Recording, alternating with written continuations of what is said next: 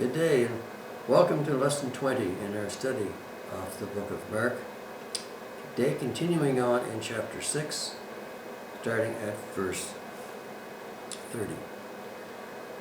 This follows along the rest of the previous part of the chapter where we talked about Jesus being rejected at Nazareth and then going into the countryside and preaching, then sending out his disciples in pairs to go do some of his work after he had empowered them to have power over unclean spirits and to heal.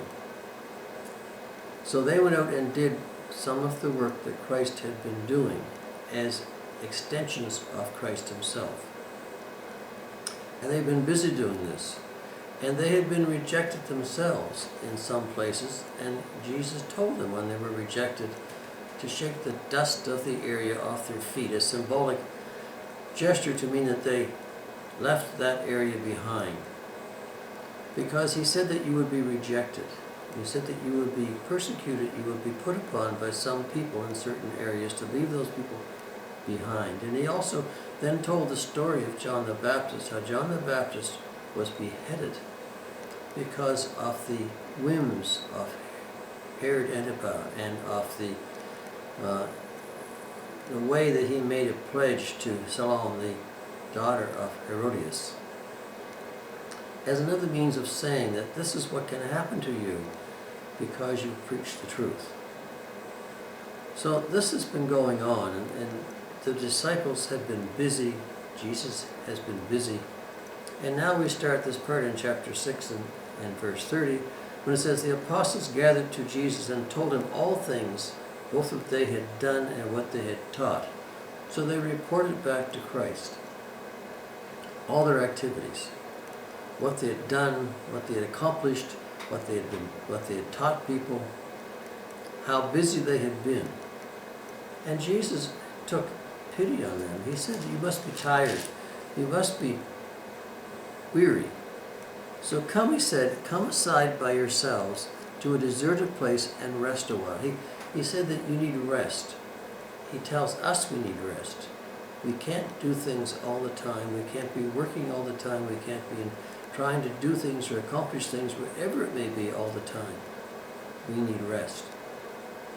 And so Jesus said to his disciples, come aside by yourselves and have a rest. So they were many people coming and going. He still had this big crowd around him. He still had this large crowd that was following him no matter where he went. So they departed to a deserted place in a boat by themselves, because they even didn't have time to eat really. They were so busy healing and teaching and spreading the word. So they were exhausted. They were trying to get away by themselves. They went off in a boat by themselves. So they went to a deserted place, or a place they thought would be deserted. However, the people, when they saw them leaving, had some idea where they were going, and they went on foot around the top of the Sea of Galilee to this place where they were going. So that when Jesus and the disciples arrived there by boat, the crowds were already there. The crowds were still there. The crowds arrived before Jesus and before the boat. It was about 4 miles by sea, apparently, from where they were in Capernaum to where they were going, which was near a town called Bethsaida. Bethsaida was a small town. It wasn't a large area. It had probably in that time 200 to 300 people. It was one of many small towns and villages in that part of Galilee. So they went to an area which was outside this little town, hopefully to get some rest, but the crowds of people arrived before them. They arrived before them and came together to him. And Jesus, when he came out, saw a great multitude and was moved with compassion for them, because they were like sheep not having a shepherd. They looked lost. They were really trying to find out what was going on. At least they seemed that way. These people were trying to understand what Jesus and the disciples were saying. And they were so interested in seeing this. Now, perhaps some of them were there because It was a bit of a show, a spectacle to see these miracles that Jesus had performed. But anyway, they came in large numbers from many cities, from many areas. Many people came to see and hear Jesus. Even though they had gone away, Jesus and his disciples had gone for a rest, these people came to this area, which was outside this town of Bethesda, because they looked lost, and Jesus felt they needed someone to guide them. They looked like sheep without a shepherd. So he again began to teach them many things. Now this is typical of what Jesus had been doing. And this was not unusual, but this was tiring, and this was taking a toll on everybody. And there were many, many people there. It says that there were about 5,000 men in this area. Now, if you go in some of the other Gospels, it says there were 5,000 men in it. Besides, there were women and children. So this group that were there were probably in the range of somewhere between 15 and 25,000 people outside this small town of Bethsaida. This is who Jesus was teaching, and the area in which he was teaching. And this was now after they'd left, they'd sailed across part of the Sea of Galilee. It was getting on in the afternoon, and the teaching was still going on. And this brings us to one of the biggest miracles that Christ has ever done and did during his whole ministry. In fact, it is the only miracle that is, besides the resurrection itself, the only miracle that is recorded in all four Gospels. And all four Gospels give a little bit different vein on it. You read the four, they give different information, different bits of information, although the basic message is the same. This was the famous feeding of the 5,000. But this was 5,000 men. There were women and children there in addition, so there were many more than 5,000 people. So Jesus would move with compassion for these people. He wanted to teach them, he wanted to heal them, he wanted to be with them. He felt that they were lost people. They were lost like sheep without a shepherd. So he taught them. And now the day was now getting on. The day was getting into the afternoon, and people started getting hungry. The disciples came to him and said, "This is a deserted place. Already the hour is late. Send these people away so they can find something to eat." The disciples were hungry themselves, probably. They were tired of this whole thing. They wanted to have some rest. They wanted to get something to eat, but they had nothing there. There was nothing in this area. There were no McDonald's. There were no Burger Kings. There was no Tim Hortons. There was nothing to eat in this area. So they said, send the people away so that they, each person, can find something for themselves to eat.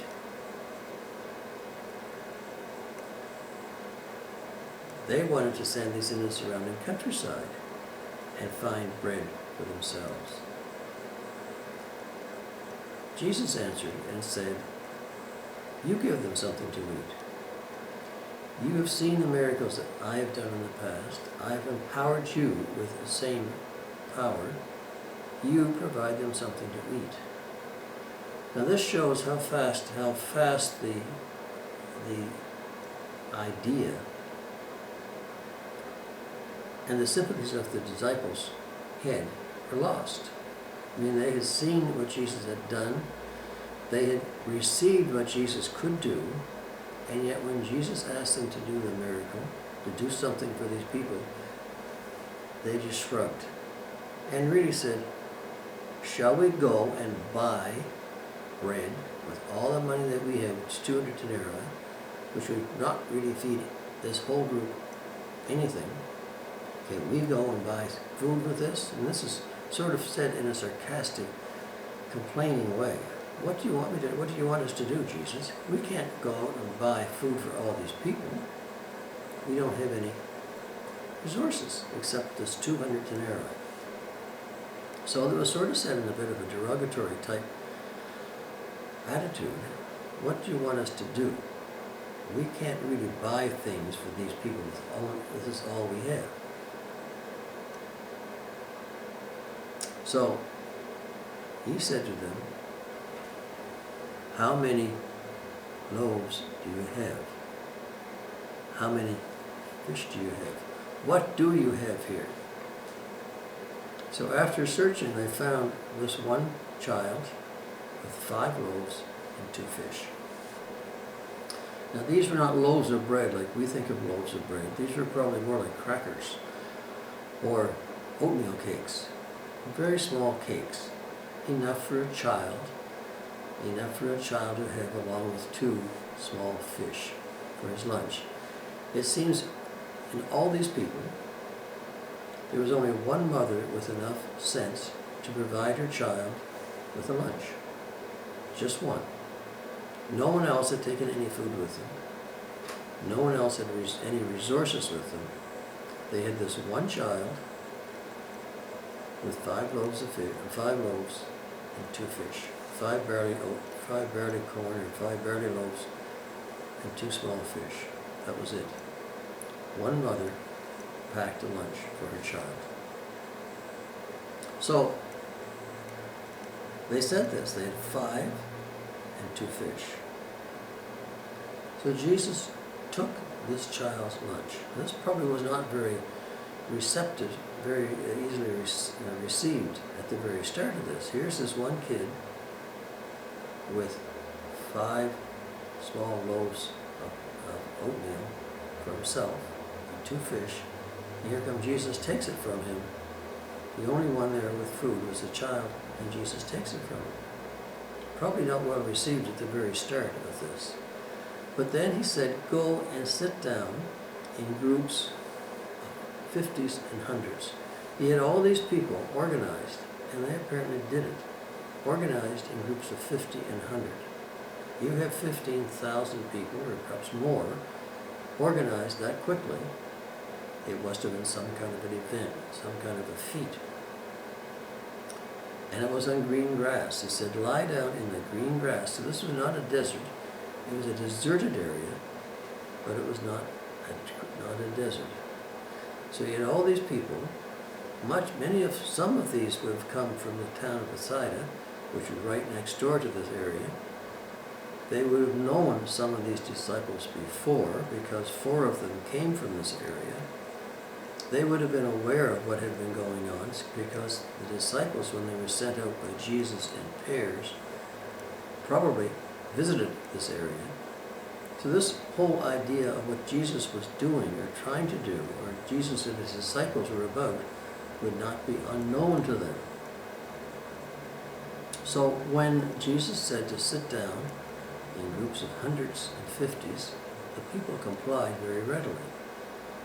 And then he had taken the 5 loaves and the fish. He blessed them. He blessed them. He looked up to heaven. He didn't look down and bow down to the earth. He looked up to heaven. And did he bless the fish and the loaves, or did he bless the maker of all things for giving him the loaves and fish? We don't really know exactly, but it looks like he was blessing the fact that he had the loaves and fish. And then he distributed them to his disciples, and then the disciples were to set out among the people with these baskets that they had containing pieces of the loaves and pieces of the fish. And of course this is the miracle, because as the disciples distributed the fish and the loaves, more fish and more bread kept coming. They never ran out. It just kept coming and kept coming and kept coming. This was the miracle of the feeding of the 5,000 that Jesus kept providing. This is why they call God the provider, Jehovah Jireh, the provider. Jesus kept providing for the many people that were there. They all ate. Everyone ate, and they were all filled. And when it was all over, they gathered up the remnants, the pieces of bread and of fish that were left, and they had 12 baskets full of fragments. 12 baskets, one for each of the disciples.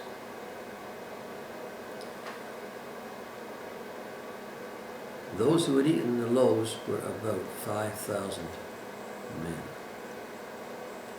This is one of the greatest miracles that Jesus ever performed. And it shows without doubt what he can provide, what he will do for those people who are there for him. No one went away hungry, and there were multiple baskets of food left over. Jesus said, "I am the bread of life. Whoever comes to me will never go hungry." And this demonstrates what he was saying, because there's plenty. Jesus has plenty of himself for everyone. And this is illustrated by the story. Those who come to me will never go hungry. Spiritually filled, and in a sense physically filled as well. This was the story of the feeding of the 5,000 that Jesus said it was one of his greatest miracles, one of the last miracles that he did in this area of the country. This was in the town of Bethsaida. Bethsaida was a small town. It had been formed or developed by Philip the Tetrarch, who was there under the rule of Rome. And according to history, it was named by Philip after one of the daughters of Augustus Caesar, the emperor, in order to honor his daughter.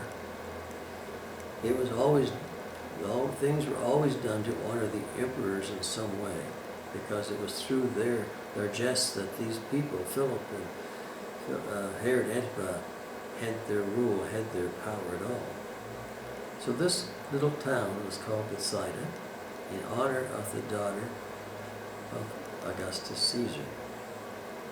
And it was an area that had been exposed very clearly to Christ's power and to his miracles and to what he could do. People came from all around to see this, to see Jesus passing out demons, to see Jesus healing the sick, and to see Jesus providing for the people that were there. And it is interesting that apparently Bethsaida did not really follow Jesus afterwards, because it says in both Luke and in Matthew that if the miracles that were done in the pagan cities that were done in Bethsaida had been done in the pagan cities of Tyre and Sidon, two cities developed by the Phoenicians and were not Jewish at the time. But if the miracles that were done in Bethsaida had been done in Tyre and Sidon, then these countries would have probably repented, but the people of Bethsaida who saw these miracles did not. And it is said that it'll be better for Tyre and Sidon in the day of judgment, because they would have repented, than it would be for Bethsaida, who did not repent, but had seen the miracles. This was to illustrate that those who have been exposed to Christ, who know what he has done, who know what he can do, and yet still reject him, times will be harder at the end for those people than for others who had never heard of Christ, or who had repented without seeing what Christ had done. So this is one of the major miracles of the Bible, probably the greatest miracle of all time, where Jesus fed up to 15,000 people with 5 small barley loaves and 2 small fish. The same way he fed the Israelites during their trek through the desert by providing them with manna for their entire journey. It shows what Christ and God can do if we allow them to do it and follow their direction. Those who had eaten the loaves were about 5,000 men, plus women and children, and they still had many baskets of food left over after all had eaten and all were filled. And this is illustrative of what Christ can do. He can fill all of us. He can supply all we need to all of us if we allow Him to do it. As I said, this was one of the last miracles that Jesus did in this part of the country. He went to other areas after that, including to Tyre side. But this was one of the last miracles that Jesus did in this part of the country. Hopefully, it will show you and show us, all of us, what Jesus is capable of doing and how He has been able to fulfill the mandate given to Him by God. We're going to get into the next part, one of Jesus' next miracles, at the latter part as we finish off some of this chapter next week. But that's all for today. Thanks for watching, and bye for now.